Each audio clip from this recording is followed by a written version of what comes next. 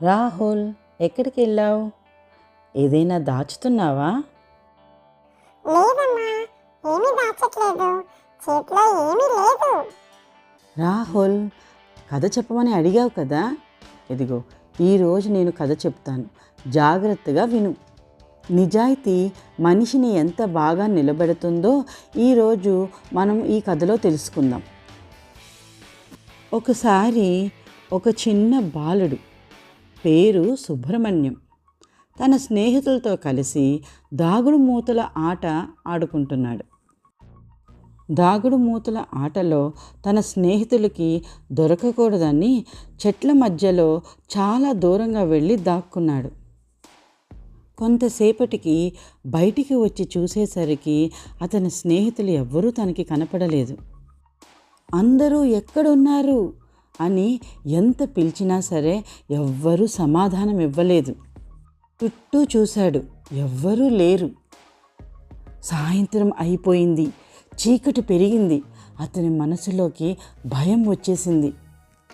జంతువుల దగ్గర నుండి తనను తాను రక్షించుకోవడానికి చెట్టు ఎక్కాడు. రాత్రంతా ఆ చెట్టు మీదే గడిపాడు. ఆ రాత్రి ప్రతి శబ్దం అతనికి భయం అనిపించింది. అయినా ధైర్యాన్ని కోల్పోలేదు. రాత్రంతా చెట్టు మీదే గడిపాడు. ఉదయం అయ్యింది.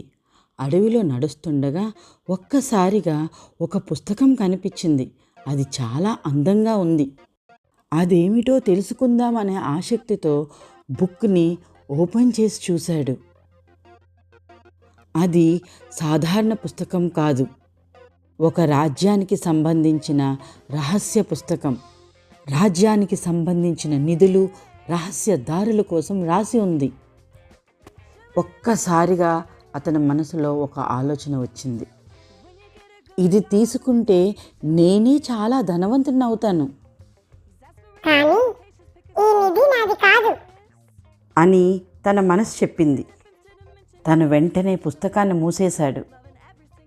దాన్ని నిజమైన యజమానికి ఇవ్వాలని నిర్ణయించుకున్నాడు. అతను రాజ్యానికి వెళ్ళి రాజుకి పుస్తకాన్ని అప్పగించాడు.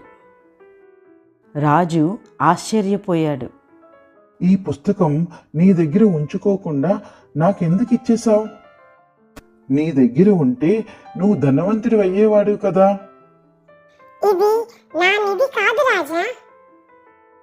రాజు చాలా సంతోషించాడు. రాజు అతనికి తన జీవితం అంతా సరిపోయే డబ్బు, బంగారాన్ని ఇచ్చి పంపించాడు.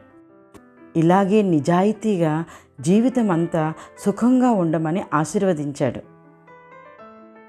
చూసావా రాహుల్, నిజాయితీ అంటే వెంటనే లాభం ఇవ్వకపోవచ్చు, జీవితంలో పెద్ద ఫలితాలనే ఇస్తుంది. ముఖ్యంగా మనసును ప్రశాంతంగా ఉంచుతుంది. అందరి నమ్మకాన్ని మనం పొందుతాం. అబద్ధం చెప్తే తాత్కాలికంగా తప్పించుకోవచ్చు, కానీ నిజాయితీ ఉంటే జీవితాంతం గెలుస్తాం. కాబట్టి ఏ పరిస్థితిలోనైనా నిజాయితీగా ఉండాలి రాహుల్. అలాగే అమ్మా, ఇక మీదట నేనెప్పుడూ నిజాయితీగానే ఉంటాను.